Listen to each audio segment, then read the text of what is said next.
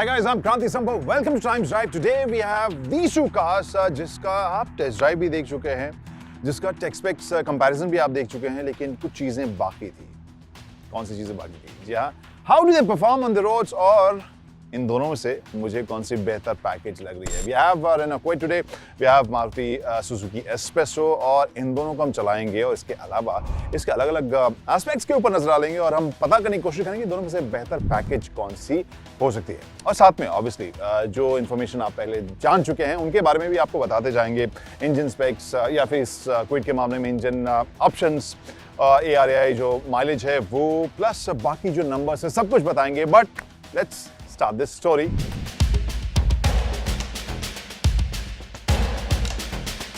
और यहाँ पर बहुत ज़्यादा मैं डिटेल में नहीं जाऊँगा। मुझे लग रहा है लुक के मामले में I like Kwid better, ज़्यादा प्रोपोर्शनल मुझे लग रही है। साथ में DRL का जो खेल है वो इसके लुक के साथ मुझे काफ़ी अच्छा लगता है। क्लाइंबर वाले एडिशन में आप ये ऑरेंज हाइलाइट्स भी देख सकते हैं। That is also something which I like. जब ये आई थी तब ये एक छोटे एसयूवी की फील के साथ आई थी, and I think that's what inspired many manufacturers. और एक हद तक हम कह सकते हैं कि एस्प्रेसो के प्रेजेंटेशन में वो बात आई थी जब इसे माइक्रो एसयूवी के तौर पर कंपनी ने पेश किया था। बट चेहरा इसका थोड़ा एसयूवी टाइप का लग रहा है, बट बहुत ज़्यादा अट्रैक्टिव मुझे नहीं लगती। आपको अगर लग रही होगी वो बात अलग है, मामला वो सब्जेक्टिव होता है। But at the same time इसका लुक ऐसा है जो थोड़ा पोलराइजिंग है। बहुत से लोगों को बहुत पसंद आई, बहुत से लोगों को पसंद नहीं आई। तो लुक के मामले में मैं कहूँगा मुझे क्विड बेहतर लगती है। लेकिन नेक्स्ट फीचर्स और फंक्शनैलिटी, सबसे पहले मैं एस्प्रेसो में बैठता हूँ, यहाँ पर देखता हूँ कि ड्राइवर सीट पर मुझे क्या नजर आ रहा है और मुझे सबसे अच्छी चीज़ क्या लग रही है। और एस्प्रेसो के अंदर मैं यहाँ बैठ गया हूँ। सीट जो है वो थोड़ी सी नैरो मेरे साइज़ के लिए है।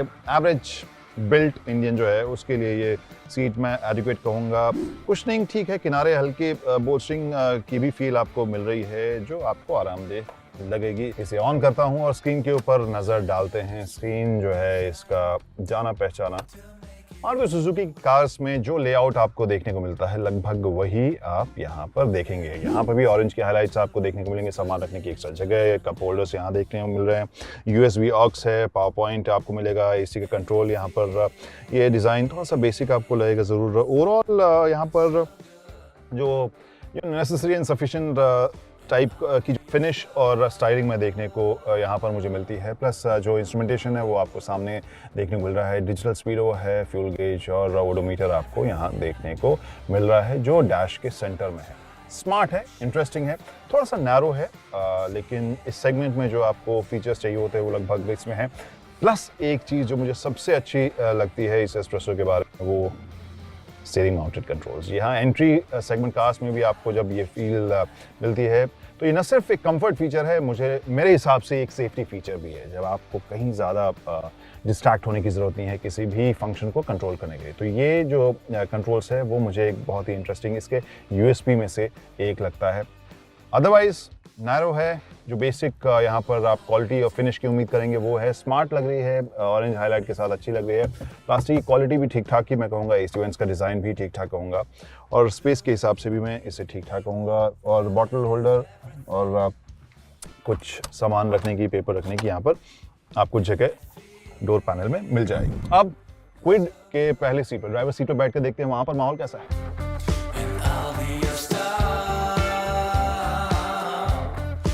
बारी है क्विड क्लाइंबर की। रेनो क्विड में मैं बैठ गया हूँ। सीट्स और बाकी स्पेस के हिसाब से हल्की सी आपको इसकी विड्थ ज़्यादा महसूस होगी।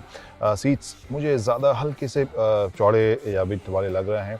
इसमें भी वैसे ही हल्की सी बोल्स्टरिंग आपको किनारे देखने को मिलेगी। अगेन ऑरेंज हाइलाइट्स इसमें थोड़ा बारीक हैं जो ऑरेंज हाइलाइट्स देखने को आपको मिल रहे हैं। AC कंट्रोल्स में थोड़ा सा यहाँ पर क्रोम का टच मिल रहा है। अब स्क्रीन ऑन करते हैं। स्क्रीन के साइज़ के हिसाब से अगर देखें तो लगभग वही है जो आप एस्प्रेसो में देख रहे थे। बहुत ही कंपेरेबल है जो हाइलाइट्स के साथ और पियानो फिनिश या पियानो ब्लैक के पूरे पैनल के साथ। It's looking nice. इंटीरियर्स के हिसाब से मैं कहूँगा ज़्यादा बेहतर तरीके का लेआउट मुझे यहाँ पर एस्प्रेसो के मुकाबले नज़र आता है। लेकिन जो प्रैक्टिकल स्पेस के मामले में बात करें तो वहाँ जो एक खुला हुआ स्पेस एस्प्रेसो में था इसमें वो नहीं है। लेकिन ग्लव बॉक्स का साइज़ यहाँ पर आपको काफ़ी बड़ा मिलेगा। प्लास्टिक की क्वालिटी लगभग कंपेरेबल कहेंगे। यहाँ पर पावर पॉइंट आपको मिलेगा, और ऑक्स और यूएसबी का इनपुट भी यहाँ पर आपको मिलेगा, सामान या फ़ोन रखने की जगह।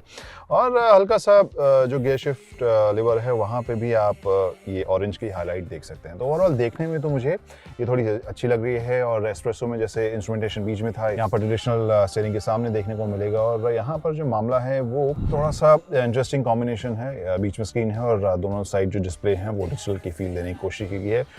दिखने में मुझे काफ़ी स्मार्ट और अच्छे वेल लेड डिज़ाइन जिसे कह सकते हैं वो मुझे ये लग रही है। स्टीयरिंग व्हील भी आपको इसका स्मार्ट मिलेगा, लेकिन जो चीज़ मैं कह रहा था यूएसपी मुझे एस्प्रेसो में नज़र आ रही थी, स्टीयरिंग माउंटेड कंट्रोल्स इसमें आपको नज़र नहीं आ रहे हैं। आई थिंक वो एक बड़ा हिस्सा है जो इसमें मुझे मिसिंग नज़र आता है। ओवरऑल खूबसूरत है, फंक्शनल है, स्पेस के हिसाब से भी जैसे एस्प्रेसो में है वैसी है। थोड़ी सी ज़्यादा आपको इसमें विड्थ महसूस होगी, बट वो वाला फंक्शन जो है यानी स्टीयरिंग माउंटेड कंट्रोल्स वो भी इसमें रहता तो और भी मज़ेदार ये मामला रहता। अब पिछली सीट पे चलते हैं।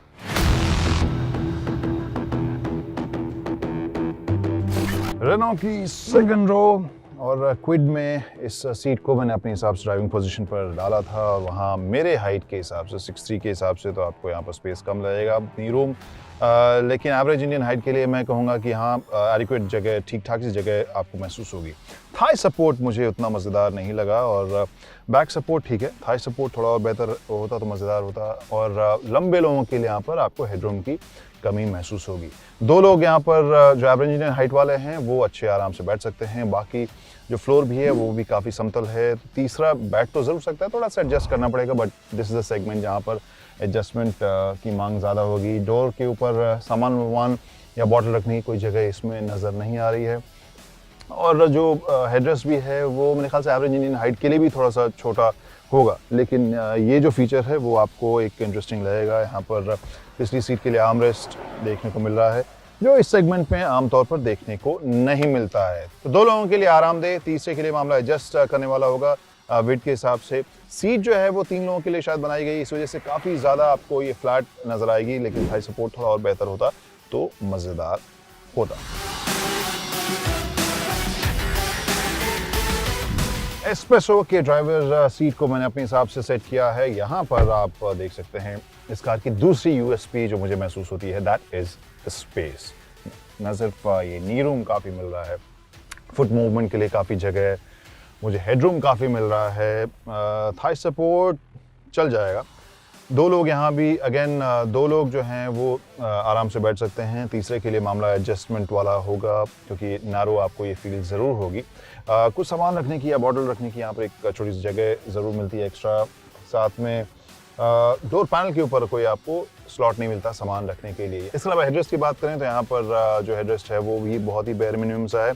आर्मरेस्ट इसमें आपको नहीं मिलेगा जैसा कि क्विड में मिलता है। और ओवरऑल मैं कहूँगा दो लोगों के लिए आरामदेह जगह, बट अगेन स्पेस के हिसाब से ये क्विड से कहीं ज़्यादा बेहतर आपको नज़र आएगी, खासकर सेकेंड रो में। And if you talk about the space, यहाँ पर एस्प्रेसो क्विड को ओवरटेक करती नजर आई है, but if you talk about the luggage space, यहाँ पर थोड़ी सी आगे आपको क्विड नजर आएगी। लगभग 279-280 लीटर की इसमें जगह है। यहाँ पर 240 के आसपास की जगह आपको मिलेगी। अगर आप हालांकि देखें, since this is all black, depth के मामले में दोनों लगभग बराबर आपको नजर आती है, बट यहाँ इस एस्प्रेसो को अगर हम देखें, दिस लुक्स बिट नैरो, और उस मामले में यहाँ पर जो क्विड क्लाइंबर है उसकी जगह हल्की सी आपको ज्यादा नजर आएगी। दोनों में पार्सल ट्रे भी आपको मिल रहा है। चलिए, तो अभी तक का रिजल्ट क्या रहा? अभी तक का रिजल्ट ये रहा, क्विड मुझे देखने में ज्यादा बेहतर लग रही है, बट दो यूएसपी मुझे नजर आ रहे हैं एस्प्रेसो के। एक तो steering mounted controls plus space जो अंदर पैसेंजर्स के लिए है। अब क्या बचा है?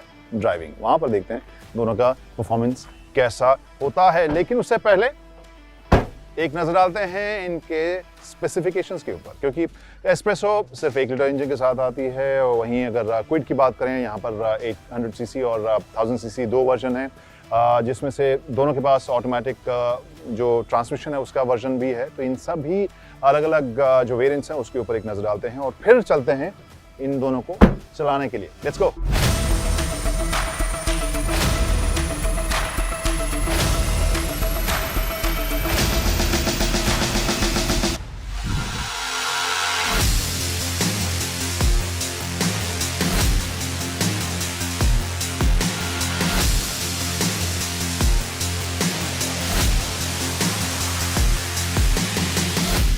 पहली जो बात आती है दिमाग में दैट इज़ स्मूथनेस। इंजन का परफॉर्मेंस आपको इनिशियल वो काफ़ी स्मूथ लगेगा, गियरिंग आपको काफ़ी हल्की लगेगी और बहुत जल्दी गियर बदलने की आपको ज़रूरत यहाँ पर महसूस नहीं होगी, जैसा कि मैंने महसूस किया है। ओवरऑल एक लाइटनेस है, हाई स्पीड के ऊपर वो लाइटनेस बहुत कॉन्फिडेंस नहीं देती है, बट आई थिंक शहरी माहौल में ये आपको काफ़ी स्मूथ लगेगी जिस तरीके से गियर शिफ्ट होता है या जो इंजन की आवाज़ है।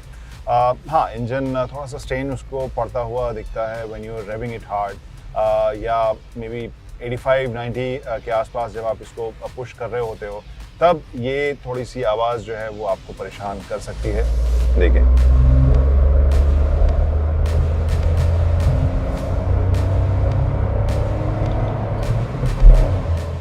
अराउंड वही 80-85 के आसपास वो आवाज़ थोड़ी सी ज़्यादा बढ़ जाती है। Other than that I think you will find this pretty smooth, और शहरी माहौल के हिसाब से आपको ये अच्छी ड्राइव देने वाली कार महसूस होगी। अगर हैंडलिंग की बात करें वहाँ पर ये मुझे स्मूथ और हल्की सी लग रही है, ठीक ठाक पकड़ के साथ जा रही है, बट बॉडी रोल थोड़ा सा आपको कॉन्फिडेंस आपको कम करता है जब आप इसे तेज़ मोड़ते हैं। But otherwise as far as city traffic is concern I don't think आप कंप्लेन करेंगे।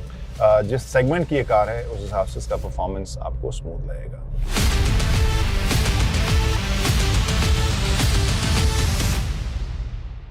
Alright guys, we are driving this Kwid Climber now. First difference जो मुझे एस्प्रेसो और क्विड के बीच में नज़र नहीं बल्कि सुनाई दिया, दैट इज़ इंजन साउंड। वो इसका इंजन थोड़ी सी ज़्यादा आवाज़ आपको क्विड के इंजन में आपको महसूस होगी। जब आप इसको पुश करते हैं वो ज़्यादा स्ट्रेन हल्की सी महसूस होती है। ब्रेकिंग इसकी आपको ज़्यादा सॉलिड या प्रिसाइज रहेगी।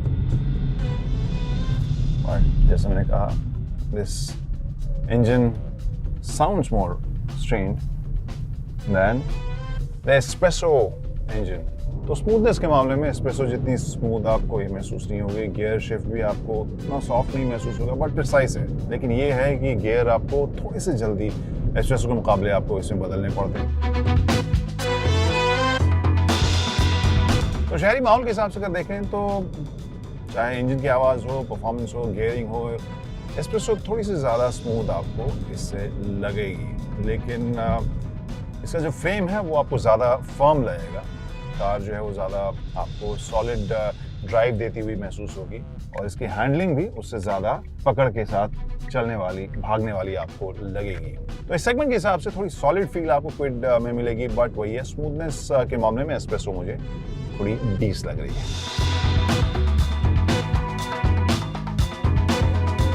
जी हाँ, वही क्वेश्चन जो वर्ल्ड फेमस इन इंडिया है या फिर फिलहाल वर्ल्ड फेमस इन नोएडा है, एंड दैट इज बिंदु कहाँ विश्राम करती है। बिंदु विश्राम करती है पैकेज के ऊपर, और यहाँ मुझे लग रहा है कि अपने smooth performance, value for money और कुछ इंटरेस्टिंग फीचर्स, कुछ यूएसपी जिसमें से स्टीयरिंग माउंटेड कंट्रोल जैसी बात भी हम कर सकते हैं, या फिर स्पेस, मुझे ज़्यादा बेहतर value for money package S Presso लग रही है। Kwid is looking much better, बहुत ज़्यादा स्टाइलिश लग रही है, और ओवरऑल लुक के हिसाब से अगर आप जाएं, डिसाइड करें, हो सकता है कि आप क्विड की तरफ जाएंगे। लेकिन पैसा वसूल पैकेज के हिसाब से मैं देखूं तो मुझे एस्प्रेसो ज़्यादा बेहतर नज़र आ रही है।